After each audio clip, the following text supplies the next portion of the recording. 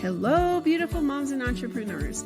My name is Charisse Walker, and I'm your host of the Unbreakable Mompreneurs podcast. This is a place where we come together to learn, grow, and inspire. So sit back, relax, and let's get started.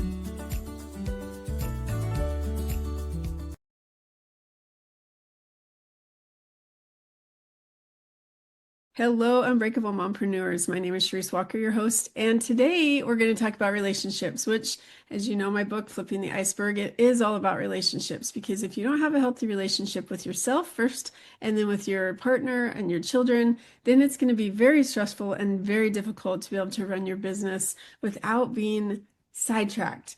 And so because of that, we have Dr. Laurie Emery in the house, and we're going to talk about relationships and the importance of it. And she's also going to give us tips and other things. So Laurie, without further ado, why don't you introduce yourself to our audience? Absolutely. Thank you for having me. I'm excited to be here. It's one of my favorite topics. I call myself a relationship expert only because I have done deep diving into who am I in all my relationships, especially with my intimate partner and my beautiful children. 5 total children, 3 of my own and 2 we took in. So it's been a lot of practice over the years and in a 20-year marriage, along with the blessing I've had to have some amazing mentors mentor me along the way in what it means to get to the root of cleaning out our stuff so that we don't put all of that toxic stuff from our history into our relationships. So it's a combination of my own experiences along with my training. And one of my most favorite topics, of course, is how do you balance being a great role model for our children, being an inspiration to them and a model of somebody who does build a company and us women who have it all. But it's a balancing act, as I think most of us really understand. And I think that our own personal healing is the key, my belief is that our own personal healing becomes a gift to our family. Right. I used to think being a good mom meant sacrificing myself on the altar and taking care of everybody else's needs and putting myself last. But here's the truth I believe today is that I learned, and I learned it the hard way, is that when I heal, they heal. I've walked through the fire of my own childhood trauma and addiction and my own not good enough stuff. And I tried to outwork it and outrun it and out hustle my unworthiness for many, many years, becoming an overachiever, only to realize that the only thing that comes with that is burnout. And that's not teaching my kids anything healthy that I want them to learn. So realizing that healing isn't hustle, it's honoring me and what's going on inside of me. And when I started doing my own deep nervous system work and regulating my emotions and facing my own unfinished stuff in my history and unlearning perfectionism, and watched all my relationships shift. And so my presence changed everything. It changed my own fulfillment of my everyday life. It changed my interaction in my relationships. My energy changed. And then I think my legacy has changed now, what I'm leaving behind for my children. And guess what? Like, my clients, the people who are watching your episode, really brilliant, driven women like us, they start doing this healing work and suddenly their kids stop melting down as much and they're not fighting as much with their partner and their partners are more connected and home feels less chaotic. And I say that our healing is contagious because it becomes the safest permission slip, if you will, for your family and for what they ever get from you. So I think that's been a really big piece of all of my life's work, is how do I make sure that I'm living what I teach in my household and bringing it home to my own family. So I think the old adage, do as I say, not as I do. And as a mom, sometimes it's like, I want you to go and I want you to be whoever you want to be. You can accomplish anything, but then they stay at a job making $10, $15 an hour. And so it's like the kids going, huh, well, why are you doing this or why? And it's the same thing, is you need to heal, but yet you're not. I have a very close family member that made a mistake early in their, and I don't think it was a mistake, but things happened. And so this perfect person who was supposed to accomplish these things and do these things and behave a certain way and, ended up something happened to him that was very different. And it was never talked about when I was a child. And they said, well, if you talk about it, this person will just crumble and it will kill them, you know? So it's Oh, like, wow. oh my gosh, I can't say anything. It's taboo subject. And then years later, as an adult, I mean, I'm talking like, it was probably, I mean, I'm 50 now, so I would think it wasn't even until my 30s that this person started talking about their mistake. And I'm like, oh my gosh, like you're giving me permission to bring this up and have a conversation. And because of that, it was this generational thing where other family members made the mistake. And I'm trying to be, I don't want to, out of respect for them, I don't want to Yeah. go into detail. Yeah. And so it's like, had you just talked about this earlier? They probably wouldn't have followed in the same footsteps. And so it's like when trauma breeds trauma instead of healing. And so now this person has 180 to has come to terms with anything in their past. They have healed. And it's so interesting to see. But I feel like the damage has been done to this family to watch. And it's just like, had you just talked about it? And I think that you're right. As we heal, we can heal our family, we can heal other people. And if we don't, then they tend to repeat the same patterns. Yeah, I mean, I think it's important to say out loud, our kids do not need perfect moms. And I had to learn this because I was always afraid of like, if I'm not perfect, then, what's going to how am I going to mess up my children? They need us to be present and available and real. Presence isn't just a mindset. It's literally a nervous system reset or nervous system literacy, right? It's knowing how to notice when we're spiraling, when we're freezing, when we're rage responding, and then choosing different. And like with my son, who he was my first, was a force to be reckoned with for me. And with all my tools, I put myself back into my work because I'm like, I don't know how to be the best mom for him unless I'm working on myself. So I would teach him to breathe with me. We would name emotions in the moment. Like I would say, like, I'm overwhelmed right now. So I'm gonna take a breath and breathe because it isn't gonna be good if we keep going. So modeling repair and not shame is really important. And like you're talking about, right? I created safety by showing my kids how to co-regulate and not expecting him to just behave better. And Yeah. I also made myself human, that I'm not perfect. I'm a human being. And I think when we normalize emotional literacy in our homes, when nervous system language becomes as common as snack time, we raise kids who they trust themselves, they know themselves, are emotionally intelligent, and then they don't need to recover from so much in their childhood. I think Look, I know when I built my first business, I built it out of pure survival. I was so spun up on all of this high performing and internally anxious, and I chased clients and over delivered, and I was burned out, numbed out, and then did it all again because I thought success meant staying one step ahead of, failing or collapsing. But, I think unfortunately we learn by those mistakes, right? I learned that regulating my energy is the most magnetic thing I can do on the planet, whether it's my marketing strategy and my business or in attracting clients or my children who they trust me because I'm honest like that I'm real and I make mistakes. And I say to them, what'd you learn? One of my daughters just she's 16. I have three new drivers and she had an accident in my car and I think it's totaled and she felt terrible. And all I said to her was, look, what'd you learn? Mhm. And let's move forward because what else are we going to do? And I walk that walk with them of giving myself grace when I make permission and when I make mistakes and making sure my decisions aren't fear-based and that I create from feeling abundant and overflow within myself and not fear and obligation and make wrong and shaming. It's so important. Yeah, it is to admit that you make a mistake and say, I'm sorry to your child. A lot of parents don't, they think that that's weakness. And I have a son that getting a job has been very hard because I don't know what it is. He has a role model in his life where a job doesn't exist. The parents bail them out. And so it's been hard to watch. And he went from Yeah. this kid who, like, this entrepreneur, had all these grandiose dreams to being paralyzed, afraid to get a job. And so we had to Mm. work through that. And he did just last week. He got his very first full-time job. and he's super excited and it's changed him. He has confidence right now.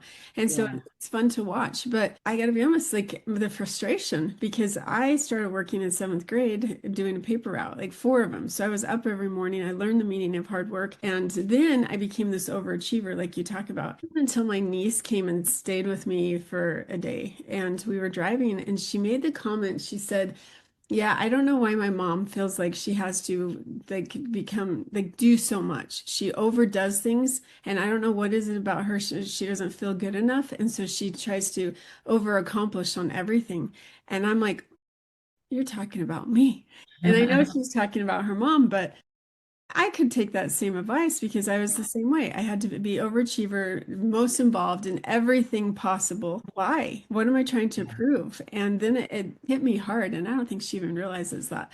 But it's what is the deficiency? And then we start to push our kids. Well, you have to be the best. You have to be better than this person. You have to. And instead, I feel like I've gone the opposite, where I don't want to push them very much because of the pressure that I know I put myself under.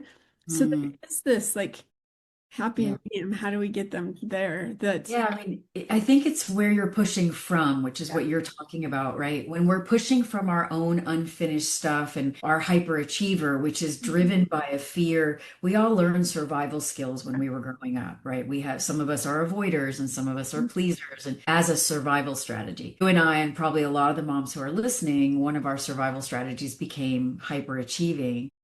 And I think that when we can take what's driving, I love achieving to this day, but when I could take the fear out of it, that I'm not achieving anymore out of fear, then I could tell. And I think our kids, like your niece, they're little sensing machines. They pick up our energy. They know where we're operating from. We can't hide it. And so I think that shift of I'm achieving because I love achieving and this is Right. fun, it doesn't mean anything about how good enough I am. I think that shift from survival to power is really important. And like, I want this to be a revolution for all moms who are business owners or achievers that if you're putting the not good enough gas in your car, you're going to burn out. You're not taking care of yourself. You're being right. You're the anxiety and the fear stuff. Your children are going to pick it up. Shift that, then pushing them to their greatness, pushing them to what they're capable of becomes easier because it's not clouded with you need to achieve like I did, right? When women no longer martyr themselves or use that fear-based parenting style in motherhood or business even, right? Where we feel good and we show up whole and then we model what's possible. We stop performing and we're fully embodied. I think that the answer to that becomes way simpler because then how many children do you have? I'm curious. There's six. You have three, you said? No, six. Six. Awesome. That's a lot. And so they're all so different, right? And where each of their growth edges are and how to push them each to their best. And that's what I tell my kids. As long as you're doing your best and you're not being lazy or Right. convenient and comfortable, I call it, then I'm happy with your results. But if you're sitting back doing just what's bare minimum, I'm going to push you to your best because I'm not going to hold you small. Yeah. And that's the language I use with my children. And it's a part of us, I think, rewiring generational patterns and creating legacies that aren't trauma based and not pretending that emotional dysregulation is part of being a mom. And right, this work for ourselves and taking care of ourselves means everything to changing the game for women, not just for us, but for every life we touch, for the example that we're setting around us for other women and girls coming up behind us. I think it's so important. I agree. I was always this like above 4.0 type student, right? But I worked my freaking tail off because I had Yeah. anxiety big time. And it wasn't Yeah. until I got to college where I worked my tail off and all I could get was a C. To be honest, there was a D in there too. And that was the proudest D or C that I ever got because I did my best. And if you were to compare it to someone else who's got this A, they'd think, what's your problem? But for me, and it wasn't until that point, because I got super, super sick in college, that was as much as I could do. Like the doctors told me I should probably take the semester off and go home and recover. And I refused to because I had a goal, right? And so I think I learned like It's what can you learn? You mentioned that with your daughter in the accident. What can you learn? And for me, it was if I can look myself in the mirror and say I did my best and that's all I could do, then I have to be proud of it and not Absolutely. compare myself. And so that's a lesson that I've tried to give to my children is so if they don't get the A, but they're A students, like they Yeah. don't have to study. They can just ace a test. They're just lazy and didn't turn in their homework. Yeah. I have issues with that, right? And so I think that it's the same thing in anything we can apply that in our lives is, with your relationship. Are you giving as much as you can or could you do better? And that comes with our students, sorry, I'm a teacher. That comes with our Fine. kids, it comes with our spouse and ourselves. And if we could be doing better, then we need to. And is it okay to take breaks? Not. But if they're sitting on a phone all day or a computer all day, just wasting time playing a video game, yeah. Yeah. I think for my old, I'm the recovering perfectionist. I take out the word better because I feel like for me that word, just as a possibility for our listeners, is that word like there's always better, right? And I think if I can do things in excellence, what I know I'm capable of, Mhm. right? And like you, I agree with you so much about the if my kid comes home with a C and I say, "Did you do your best?" then I'm happy with your C. Yeah. Yeah. And then if they come home with the grade, I'm like, well, if you didn't do your best, then how did that feel that Yeah. your result matches the energy you put into it? So okay. And are you happy with that? No. Okay, well then next time, what's the shift, right? I like So I that. agree with you that keep them off of that not good enough thermometer that we lived on is the just keep checking in with yourself because you can't lie to yourself, right? It's true. Teaching them to be more attached to how they feel about the effort they put in and the level of excellence rather than my judgment about it. So important. They know, they know. But I do a Keys to Mastery program that has people look at where am I operating from? Because I am the context, I'm the environment that all my results come out of. Whether it's how I'm in relationship with my husband or my children or my career and clients, or even my own self-care and personal development, because that's the one that used to come off my calendar pretty quickly. It's like, oh, it's just my self-care. I can take it. And I don't do that anymore. I'm like, that isn't good for me if I'm the foundation of everything that I'm doing. And so that shift becomes really important as well. I love that. So that is a good transition. I do want to go to the relationship side with our partners because you have tons of experience and you've created, is it the power couple paradox or you've created a few different words that I like. And Yeah, I have the integration breakthrough and I do couples work that's called Pathways to Intimacy. okay, can you explain? And what I do there is that so unlike couples therapy, and so I don't for those of you listening, I formally left the mental health field in 2012 because I was so frustrated with it. We weren't really helping people. Charisse, I can't tell you the number of couples that come to me because I specialize in relationship building that'll say, well, we've done the work, we went to therapy and it didn't help because couples therapists tend to take their individual skills and apply them to a couple, and that's not couples work. Men. Every couple has what's called a survival knot. And I was trained by one of the best, Haiti Schleifer, back in the day. Like spirit put her in my path. And I'm so grateful because not only have I used it in my life, but I work with all of my couples this way where everyone in relationship has this knot where we've plugged in like puzzle pieces. And if we don't begin to clean that out, it starts creating whether it's a block or tension or fighting or even just quiet disconnection. The hardest part in coupleship is when we hit those dark times, we want to get out.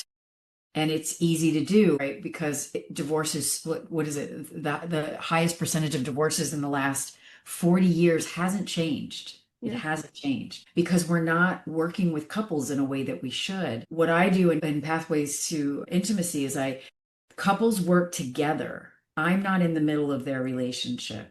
And you teach couples how to not only hold space for each other, actually fully listen and understand and be with whatever their partner is bringing up. And in that, the magic that happens is they begin to learn more about each other because now we're not reacting, defending, arguing, blowing each other off. We learn how to listen to the content for what's the music underneath that even has it important for partner to bring this to me. And then creating what I call a couples code, a couples contract, where we look at what are we committed to creating in this relationship? Because if we don't, it's the GPS, right? If we don't know what we're committed to, then we just go every day and react instead of going, wow, we are consciously creating this relationship, which is the floor that your family stands on, and it's the space that your kids play in. So everything you do with how do you do intimacy? How do you communicate? How do you repair after an argument or tension? You're teaching that to your children. And so it becomes super important that, a lot of couples will go, well, we've paid so much attention to our children over the years that we didn't pay attention to our relationship. And really, it should be the exact opposite. I know I'm talking a lot, but I love this topic so much. Like, Yeah. I'm passionate about it. That if we're the foundation, then we are teaching our kids how to be whole in relationship. Oh my gosh, I wish we could have the whole day to talk I because know, me too, me too. and I'm actually really passionate about that. And this is something that I've actually started going into as well, is because I'm on a mission to save marriages. Because the highest divorce rate right now, if you look at the research, are people 65 and older because they've raised their kids and now they Yeah. look at each other and they're like, we've grown apart, we don't like each other, or we never liked each other, but we stayed together for the kids. And it's like if you've committed, like my ex-in-laws, and I will call them out, when I was married to their son, they were just horrible to each other. And his dad actually helped us finish a basement once. We moved from that house, but we're like, why are you helping? He goes, well, because if your mom kicks me out, I need a place to stay. And we're like, oh, that's awkward. But they hated each other. And we would hear about them screaming, yelling, crying, and she would lock herself up or whatever it was. And today, now granted, two of their three kids are still in the house, unfortunately, but today they absolutely love each other. They love spending time together. They're the cutest little couple now, and they made it work. And so they're one of those anomalies where they were planning to divorce each other after their kids, but maybe it's because their kids had never left the house. I don't know. But they're in it together and they're tight.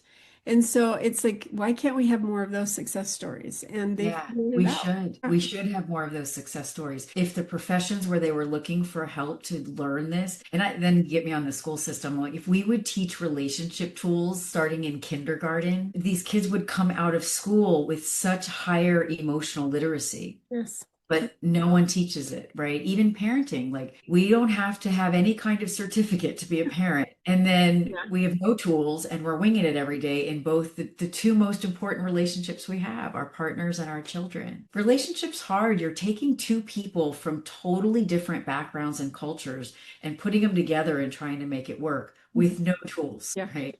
And so we end up repeating what we've learned, or if we think we're doing the exact opposite, we create a different problem. We're in resistance. And so I could talk with you about this all day long. It's my favorite. My husband and I actually got married 23 years ago, got divorced and got married again. And now we're heading into 20 years. And without these tools, we wouldn't have made it. I 100% agree. And it's interesting because when I kind of kicked my husband out, and I'll take the responsibility for that, I did. He only because I forced him to live up to what he said. He made this agreement with me. He didn't live up to it. And I said, enough is enough. I'm going to hold you accountable. And I waited for 8 months for him to come around and he wouldn't. And so it's a hard thing because sometimes you have to realize my dad likened it to being on a train track. You're standing there on the train track and the train's coming. Are you going to get off or are you going to stay on it and let it bulldoze you over? And so it's hard. It's a hard thing to make a decision, especially when you have children involved. And I would never wish that upon any person and definitely not upon any child because it is very difficult. Unfortunately for my ex and I, we've been able to amicably work through things, choosing not to be in the picture much, but we do have a good relationship, whereas some of those other people, they can't even talk to each other. And Yeah. I just think it's sad when you have spent as much time as you've spent with somebody, whether it be, a couple years or 10 years or 30 years, and now you can't even look at them or talk to them or be in the same room. It's like, what happened? And Yeah.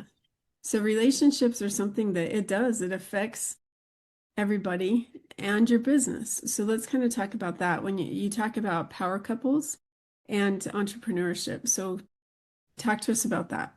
Yeah, I mean, look, and that's the thing I find the most because I work with founders and entrepreneurs the most is they spend so much time building the business and then they put their relationships with their partners and their children on the shelf. And especially when you've got even two as a power couple, two entrepreneurs, where then that becomes the way they connect. And really, it becomes a way to avoid intimacy, not knowingly. I think it happens unintentionally, but because when you've got two hyperachievers together and they haven't resolved that within themselves, you just bring it into your marriage. And again, if they had the tools to understand how to reset, because they've got so many great skills, right? Being a high achiever, being driven, knowing what it means to be committed even when it gets hard.